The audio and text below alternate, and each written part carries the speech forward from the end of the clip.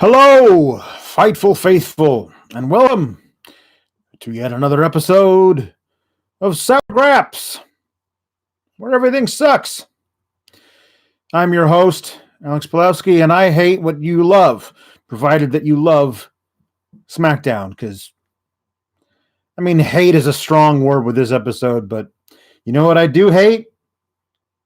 Every year? Brand SuPrEmAcY. I hate it with a passion. Makes my skin boil, fester with anger sores. It's a really disgusting image. But it happens every November. Brand SuPrEmAcY does it to me. I'm allergic to it. And I break out in hives all over. Makes me itch. I hate brand SuPrEmAcY. So we're going to talk about that tonight. As along with other things. We're going to talk about something which could be magical. And I don't mean Bray putting on a magician's hat and gloves and cape and turning the Twizzler title from cherry to blue raspberry. Although that also happened tonight. I'm talking about something else. A tease. Not even on the show tonight, but in a backstage video they released on social medias. We'll talk about that when it happens. Ooh, I'm so excited about that. But first, here's something I'm never excited about. A Baron Corbin promo featuring Bobby Roode and Dolph Ziggler standing out there. Baron Corbin's got minions. Now, here's the thing. First of all, they carry him down to the ring, Baron Corbin. He's like sitting on his throne, and the throne sitting on a platform, and the platform's got handles, and he's got like pallbearers that carry him out so he can die doing comedy. He's just dead. Fun fact, that's called a litter. I don't know if you know that. A litter. That's the name of the thing that they're carrying him onto the ring with. You know what else is litter? It's the place where cats take a dump. And that's what this segment was. A big old cat turd, which is kind of ironic because it was also about dogs. I don't know what the hell Corbin was talking about for the first 10 minutes of this thing. I kind of drifted off to sleep. And then he starts doing the thing with the dog again. Number one, they replay the whole damn promo from last week that was awful, and then they do the thing again this week, and now the Titantron's got a picture of a Chihuahua with Roman Reigns' hair. The Photoshop guys are working overtime over there at Stamford in the WWE headquarters, let me tell you. Wow. Kudos to you fellas. Anyway, then they play Roman Reigns' theme song, and it goes yip yip. Oh, sorry, I'm gonna turn my phone off. Whoopsie daisy. Yeah, it's bad. It's bad stuff. Don't like it.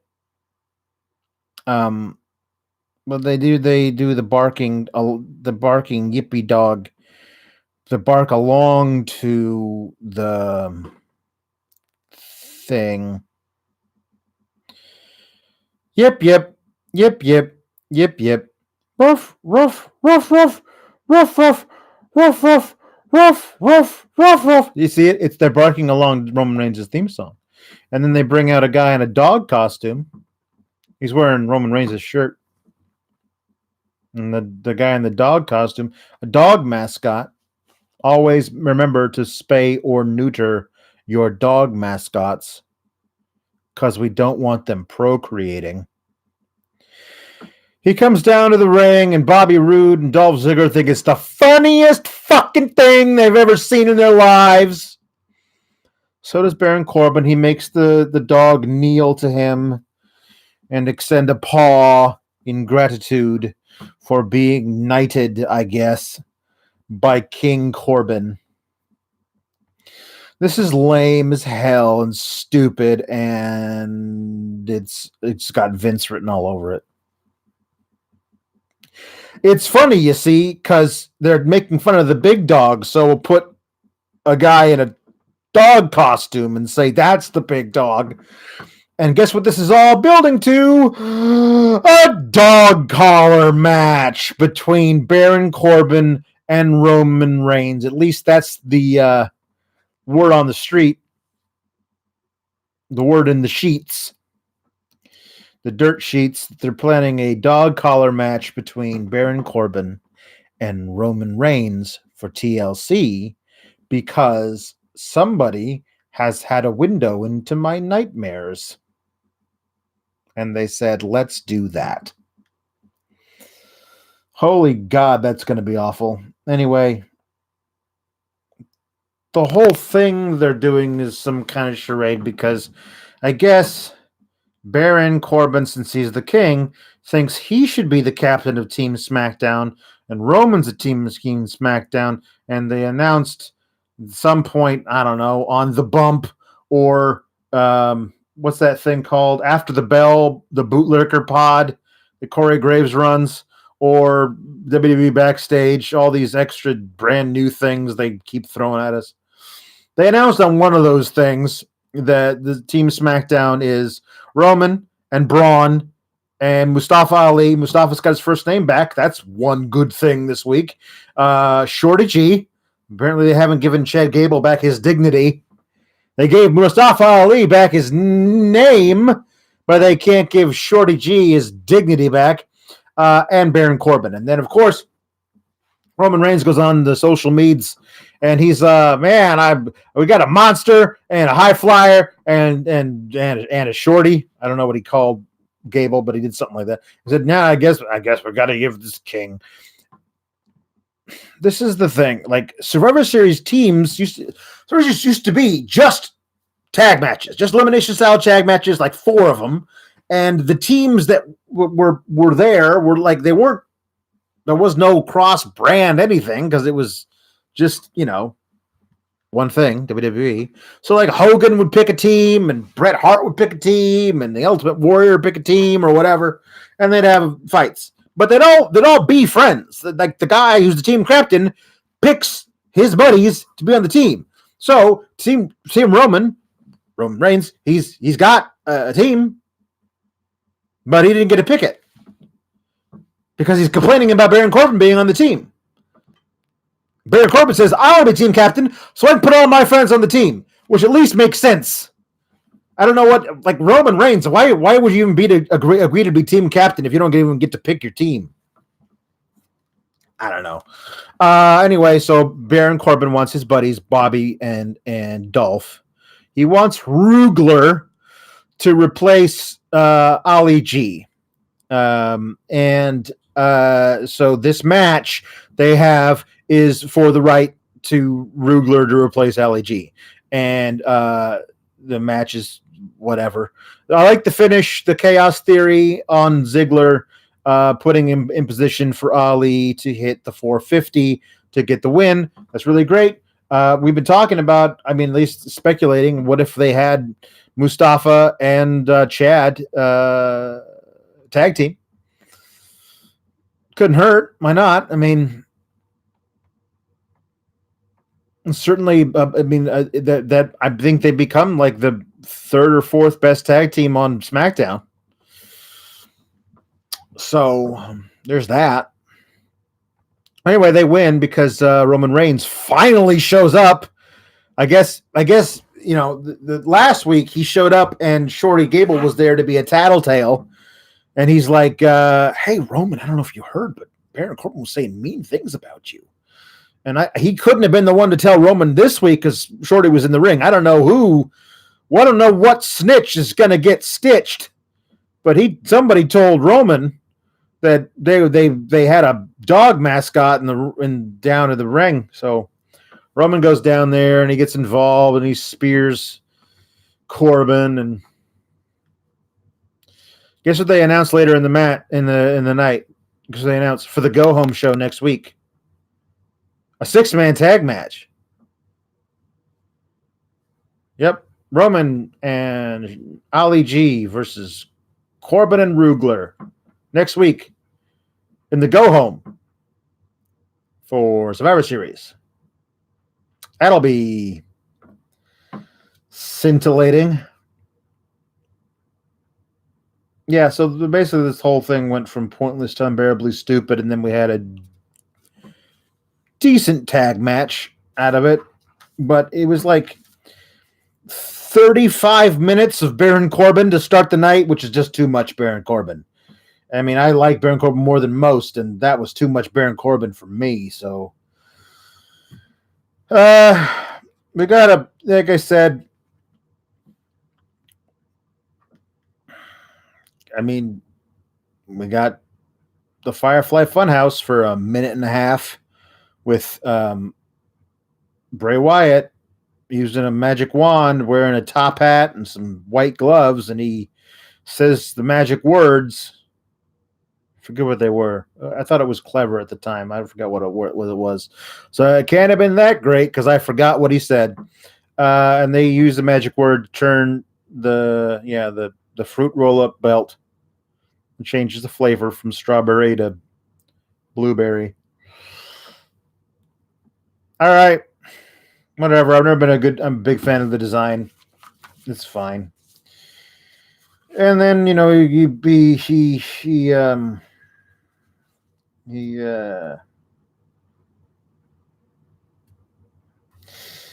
promotes the fact that there's going to be a Miz TV later in the night.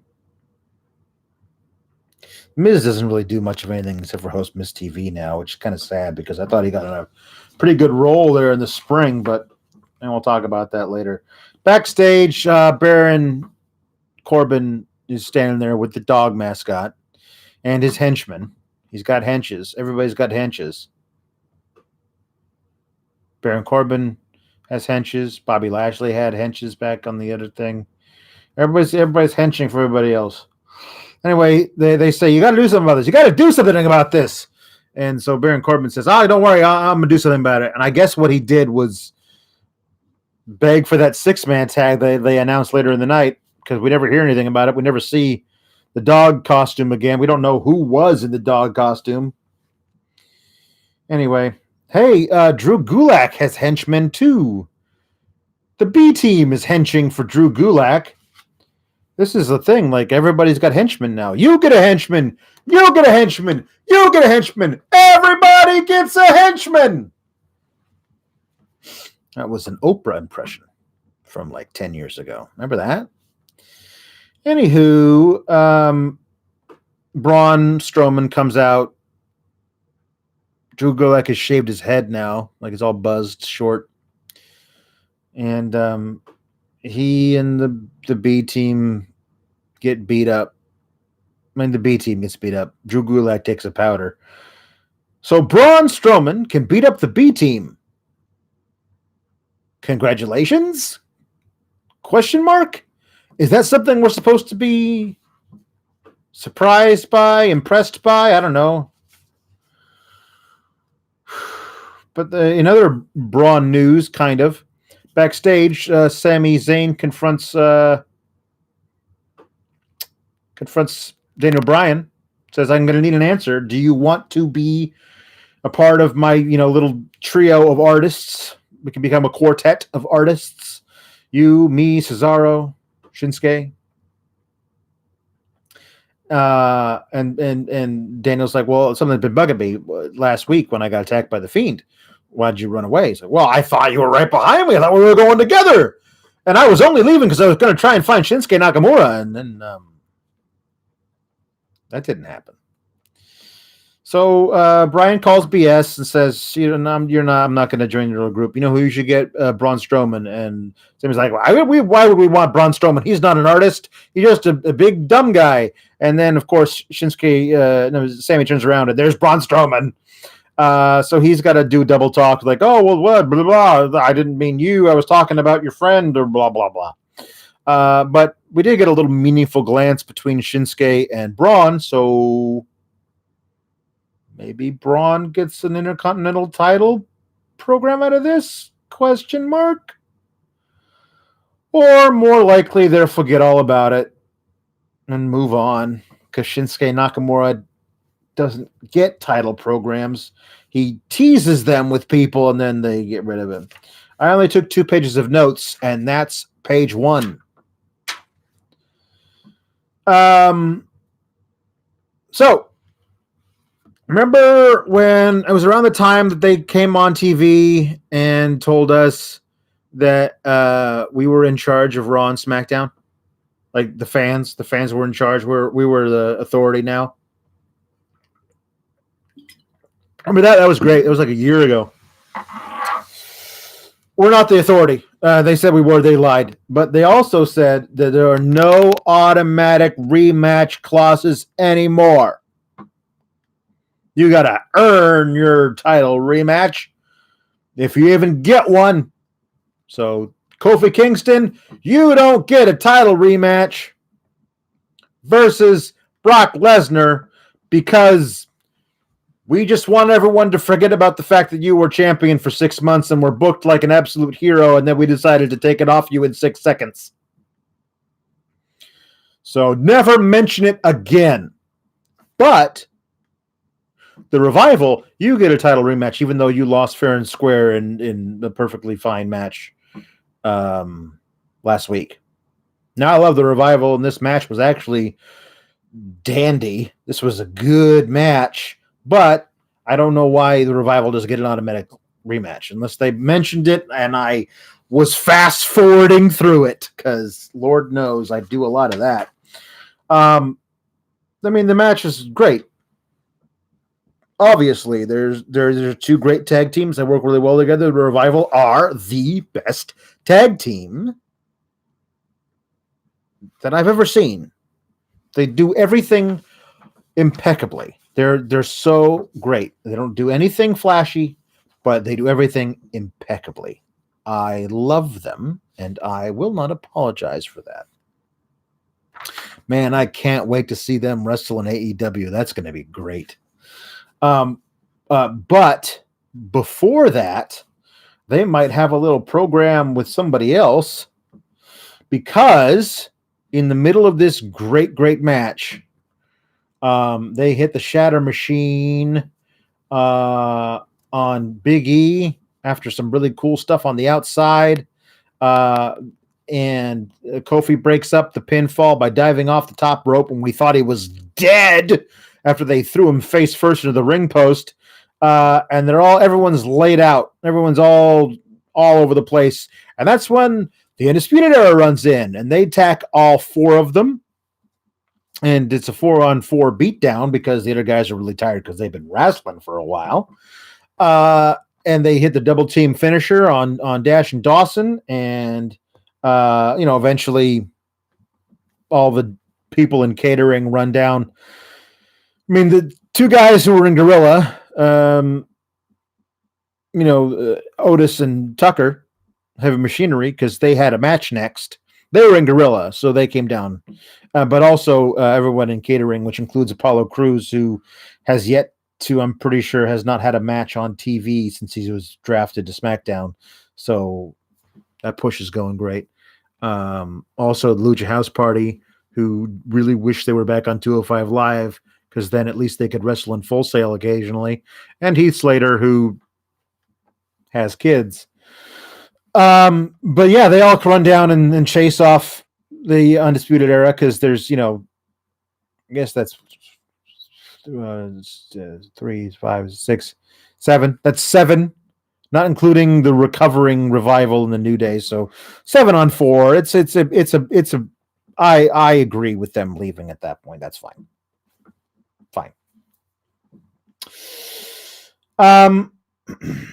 Here's what's even better than fine. Later in the night, on the social medias, they release a promo from the Revival. And Dash is good.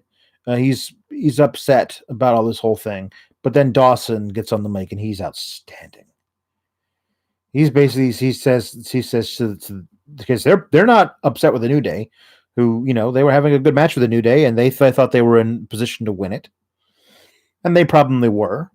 But the Undisputed Era attacked. And they say, Undisputed Era, we got beef with you guys. We care about this more than you'll ever know. We've been saying for 7 years we're the best tag team on the planet. This is me adding an editorial. Yes, they are. And this is Dawson again. He says, there are 3 things I care about in this life. It's God, my family, professional wrestling. You ruined it tonight. We care about these tag team championships more than you'll ever know. I'm very angry at you and those top guys out. So maybe we're not going to get the Viking Raiders versus Undisputed Era versus the Revival. As I said last week, as I ranted about last week, there was a time where we had Red Dragon, O'Reilly and Fish, and we had War Machine, Hanson and Rowe, and we had the Revival. And they were in different promotions, and the debate was about those 3 guys and probably the Young Bucks. Maybe the Usos on the main roster, but I feel like there was, the overall consensus was the main roster wasn't a part of the discussion because tag team wrestling isn't booked correctly on the main roster. But Rival NXT and Red Dragon and War Machine and ROH and New Japan. And wouldn't it be great to see who was the best tag team among them?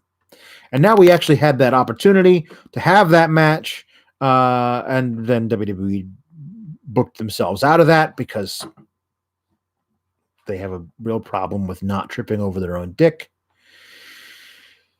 And now instead, it sure looks like, because that was a babyface ass promo that Dawson cut tonight. So I love the idea of the Revival going back to Full Sail and getting a hero's welcome. They get one of the biggest babyface pops that building has ever heard they would get if they went back and challenged the Undisputed Era for the Undisputed Era's tag team championships. It might be a thing where they said, listen, you took us out of that match, but you got to give it to us in some way. And you could easily sell, I think right now with the way NXT's ratings are dropping, you could easily sell Hunter on let us go back to Full Sail, promote the hell out of it for a week, us versus the Undisputed Era. Now, do I think they're going to go back to NXT and stay there? No, but I think right now, just because you have all this stuff, we could get in Full Sail on NXT, so they book the match right and give it the time it needs. A 20-minute clinic between Bobby Fish and Kyle O'Reilly and Dash and Dawson. I think that's where they're headed. I hate getting my hopes up because WWE does nothing but dash hopes. Just shatter them on the rocks like they were flung from a cliff. But I'm getting my hopes up for this one. It's too perfect. That promo they had Dawson cut tonight spells it all out. It's Revival versus Undisputed Era. I think you could absolutely run that as the program for the tag titles post War Games. I think you could. I really do. I don't think there's a whole lot of people left for the Undisputed Era to face down there that's an actual tag team. That'd be hell of a bridge, especially if the Revival say we're out no matter what. So how about you get some good tag matches out of it in NXT? I don't know. I'd love it. Be one of my favorite things on any kind of wrestling program this year. Heavy Machinery squash a couple of jobbers. Hooray. I don't know what that proves. Nikki versus Bayley. This has been made because there's an extra spot left on Team SmackDown, because I don't know if you recall last week, but they had Mandy Rose and Sonya Deville lose a tag match to Carmella and Dana Brooke, who have never tagged before. So puts Dana Brooke and Carmella on Team SmackDown, which is captained by Sasha Banks. And then earlier this week, they just put Lacey Evans on the team via social media. She didn't have to win a match, nothing. Which doesn't seem fair.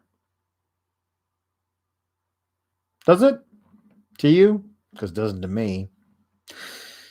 So you have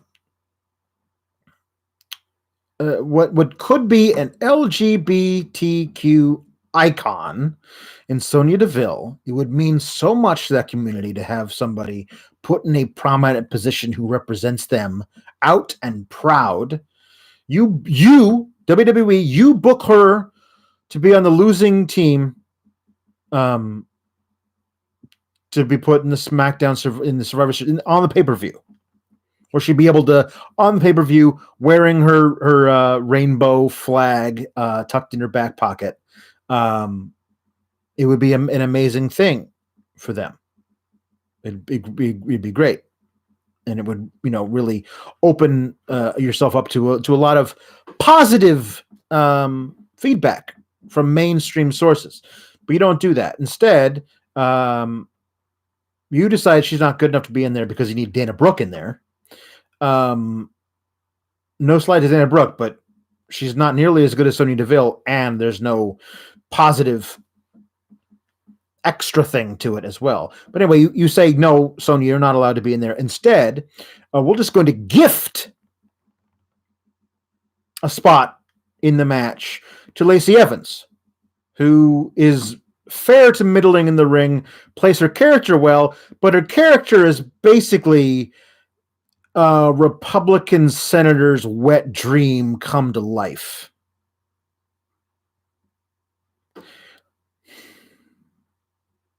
I mean, she's the opposite of what Sonya Deville represents.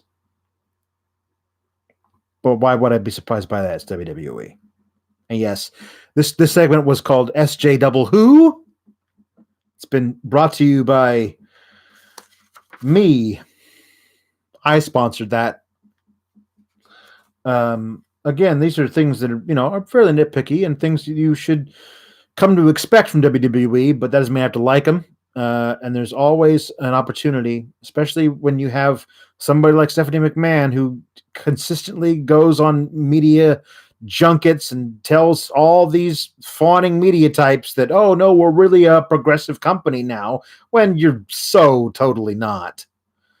Like, not. So anyway, this match lasts like less than a minute, and then Shayna Baszler shows up and attacks Bayley because Bayley attacked Shayna at the end of NXT 2 days ago. And then Bayley decides she's going to go out into the crowd, and out in the crowd waiting for her are 4 of Shayna Baszler's best friends in the whole world. Not Jessamine Duke and Marina Shafir. Not them. No, they're not there. Not Io Shirai or Kaylee Ray or Bianca Belair, who are all on Shayna's team for War Games. No, none of them. You know Shayna's best friends in the whole wide world, Rhea Ripley and Dakota Kai and Tegan Nox and Mia Yim. Yeah, they're there. Backing up Shayna, their best friend in the whole wide world. This is why it's really stupid to run War Games at the same time as you're running your brand SuPrEmAcY shit, because it doesn't make a whole lick of lot. No, it makes sense at all. Later, Rhea Ripley has to tweet out like, to clarify, we weren't there to back up Shayna. We were there to get revenge on Bayley for laying all of us out on NXT. Which may be true, but the problem is that the fact that she had to qualify it, to clarify it, is what the problem is. it's not the best time to do War Games right before you do Survivor Series. We still don't have any clue who's going to be on Team NXT for the men's match or the women's match in Survivor Series. We don't know. We're assuming Shayna won't be a part of that because she's got her, triple threat match between her and Bayley and Becky. So we don't know who's captaining Team NXT or anything. But 7 of your top choices are going to be in a match where any of them might die. Speaking of which, I thought Mia Yim was dead 2 nights ago after her ladder match with Io Shirai, and here she is wrestling. Oh, because yes. So anyway, they're there and they attack Bayley. They throw her in because they're getting revenge on her, I guess, while also in an ancillary way helping Shayna. I guess, we're not supposed to think about it. Anyway, so then Sasha runs down, and Dana Brooke runs down, and Carmella runs down, and they and Nikki, they challenge Rhea and her team to an 8-woman tag match, and the 8-woman tag match is pretty great, actually.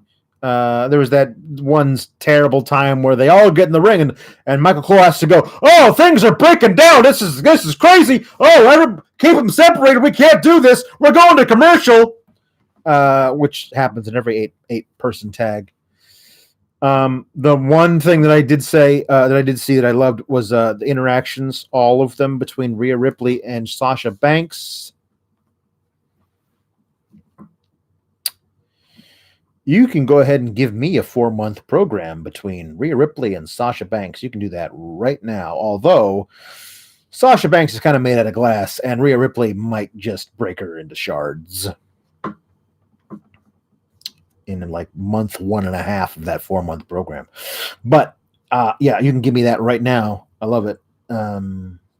Right. As Sasha would say, right now. Because she always likes to throw extra vowels and things. Nikki Cross wins the match by pinning Dakota Kai. Dakota Kai, not a great week. Great couple weeks for her. But it still hasn't been announced that she's actually part of Team SmackDown, though they definitely will announce it, so it makes you wonder why they haven't yet.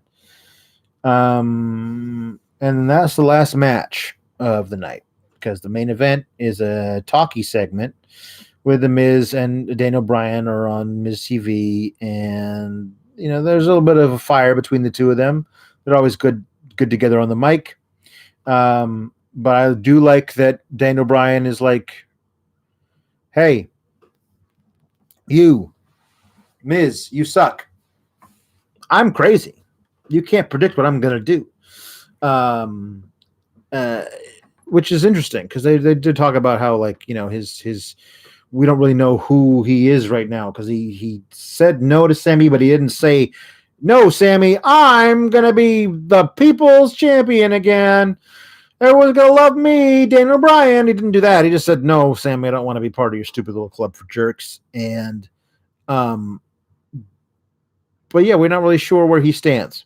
I like that, but I also said it's like that you don't know what you can do with me because I'm unhinged and I have all this passion for wrestling. Maybe I'm the perfect guy to take on the Fiend. And then Bray Wyatt appears on the Titantron and he says, would you like to challenge me for this title? All you have to do is say yes.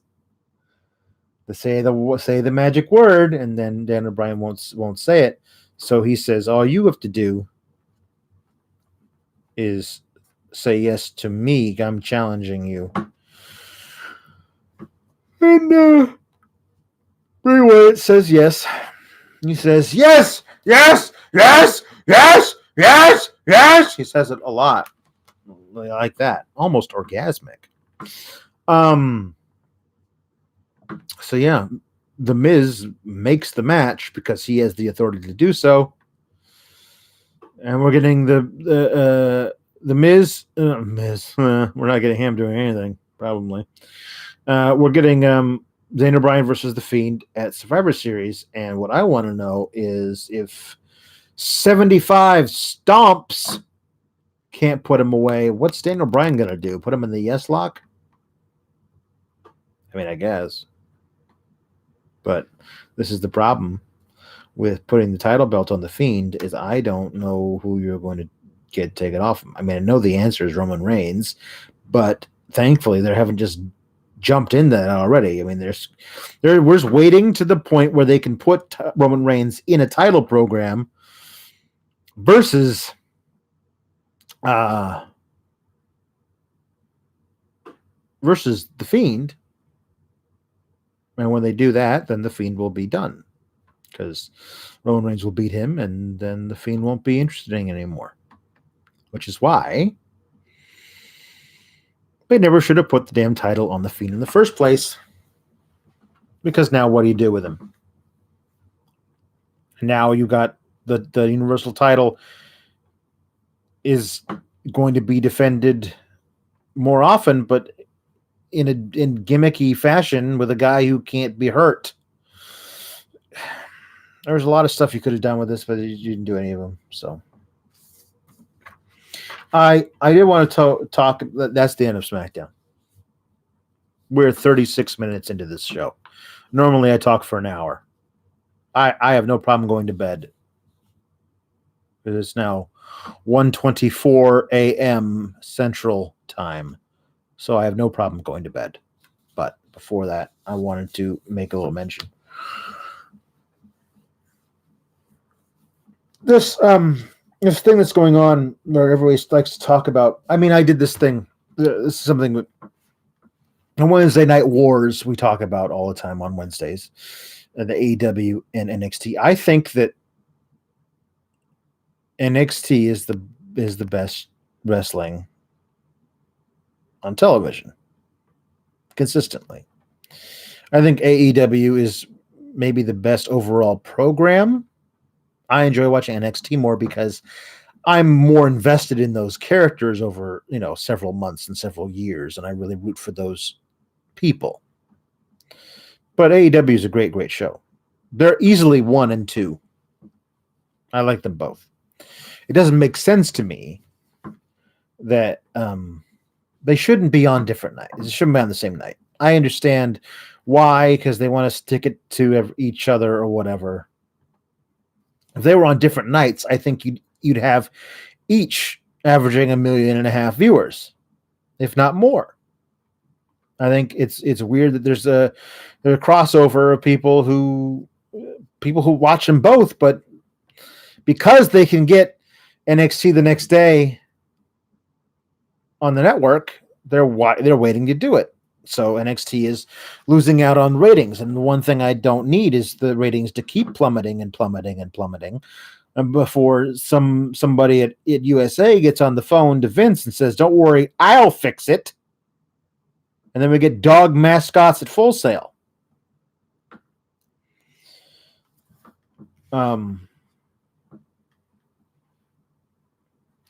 So one of the things that came up in discussing this with people online about why they think which one they prefer and why, and a lot of it came up as the women's division in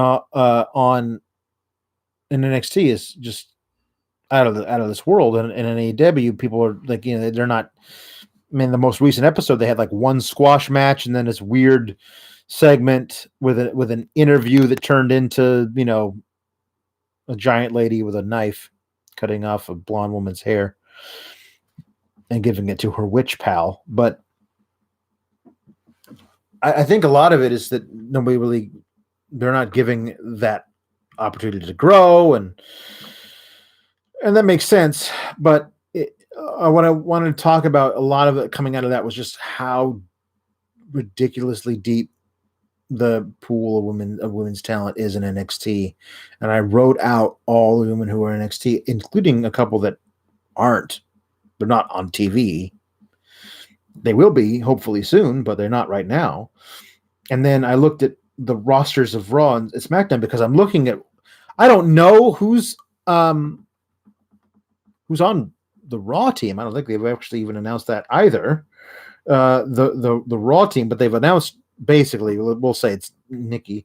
They've announced SmackDown, and I'm like, you guys got a bunch of scrubs on there compared to the people they could throw out from NXT. And it's crazy to me how deep NXT is. I mean, again, it's not, they don't have the best at the very tip top. I think that probably goes to Raw or SmackDown with a combination of Becky and Charlotte or Bayley and Sasha. But everybody else, the supporting cast, is just so deep. I mean, Shayna, Io Shirai, Bianca Belair, Candice LeRae, Rhea Ripley, Mia Yim, and then Tegan Dakota. That's not even to count who they could, if they wanted to, bring over from UK. They're bringing one over, Kaylee Ray, who's the current title holder, but they could bring over Toni Storm or Piper Niven or Jazzy Gabert.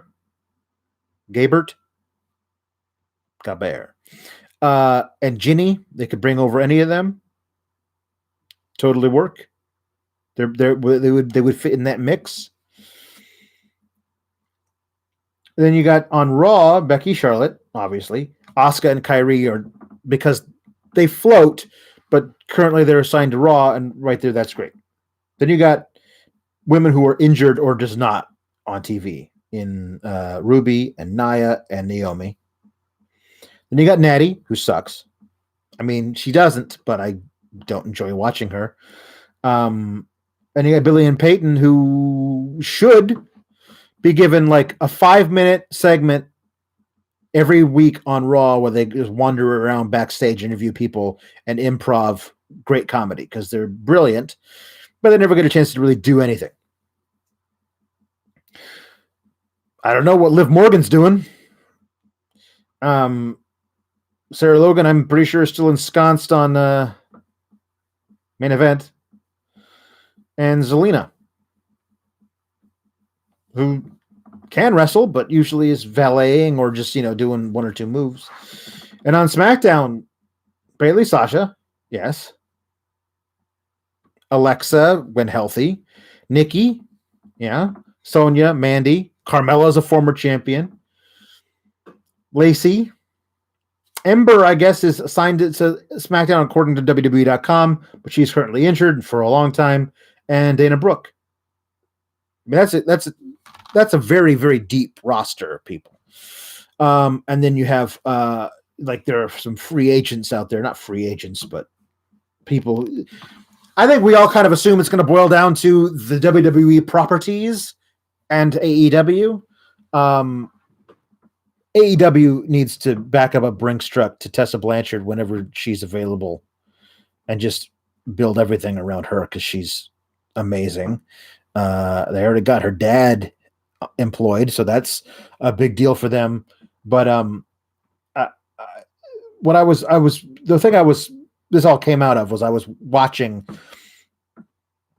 NXT and the amazing match between Mia Yim and Io Shirai, and also at the same time that night watching AEW, and they have like a squash match, and that's it. And I don't know who to blame. Is it the level of talent?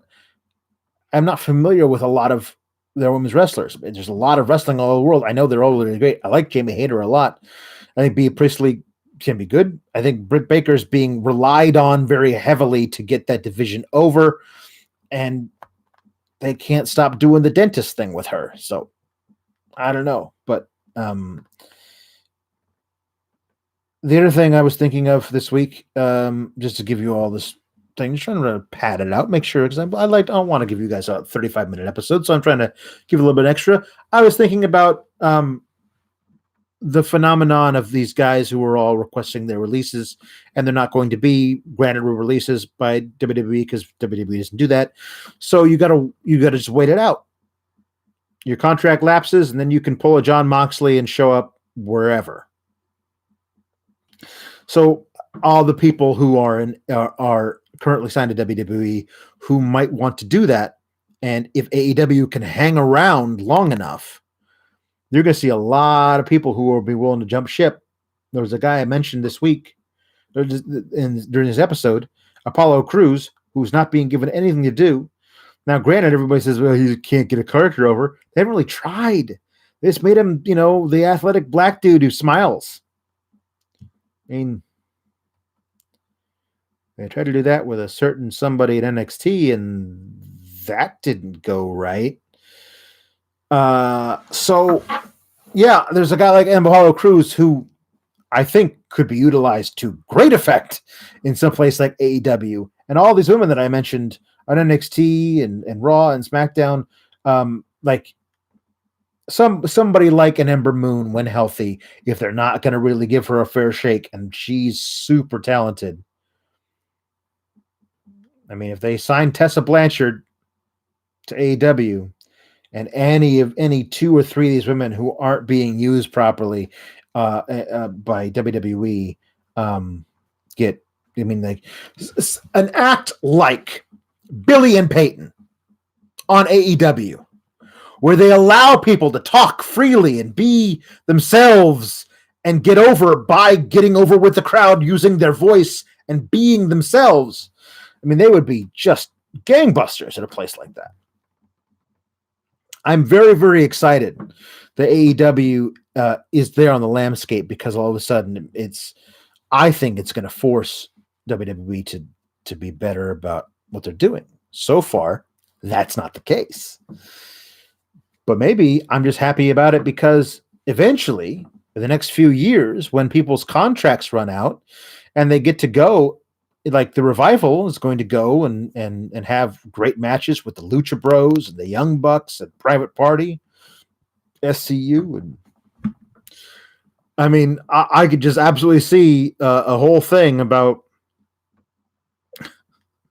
the Revival really hating the fact that they have to wrestle a team that's a Tarzan ripoff and a dinosaur and a 14-year-old boy. They really would not like to be put in the ring with those people. They would think that was an insult to the art of tag team wrestling, going back to the Andersons and whatnot.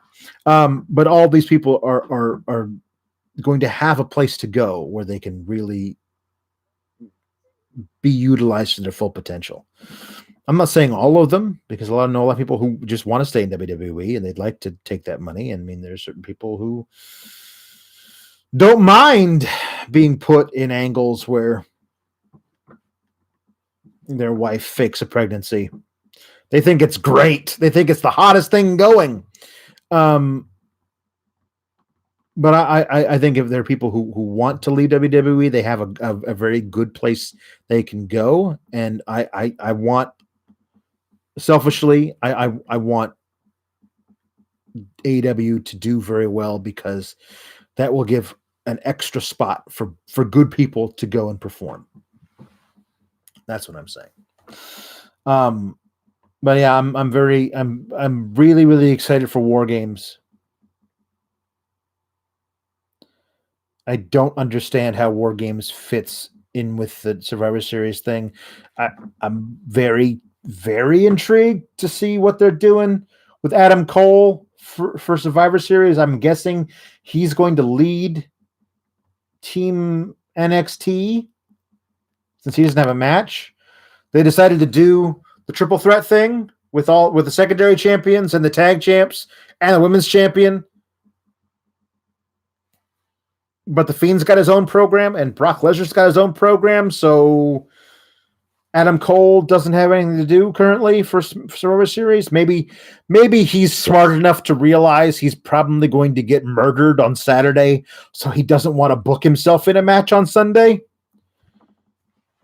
I don't know. But then again, as I said, I thought Mia Yim was clinically dead after her match on Wednesday, and here she is on Friday wrestling. So we'll see. As much as I complain about Raw and SmackDown, there's some good things every week on those shows. Very little sometimes, but every week there's something good. And I complain because I want them to be better. I don't want them to suck. I want them to be better. And I think they have the opportunity with such an amazing wealth of talent signed to the company to be so good. And they choose to be so bad. There's no reason to start a night like tonight, building to Survivor Series with doubling down on the dog shit promo from last week. There's no reason to do that. You've got too many talented guys on your roster to just waste them sitting there doing nothing. I mean, as much as I hate this whole thing with brand supremacy, it makes for some fun matches that are going to be out there. I'm really looking forward to Bayley versus Becky versus Shayna. That's going to be great. So all we can do is hope that they see the light and start recognizing other places as being threats to their monopoly over this business, and start trying to do things better than what they're doing now, because I don't feel like they're even putting any kind of an effort in. All right, now it's 51 and a half minutes. I feel like I've talked long enough.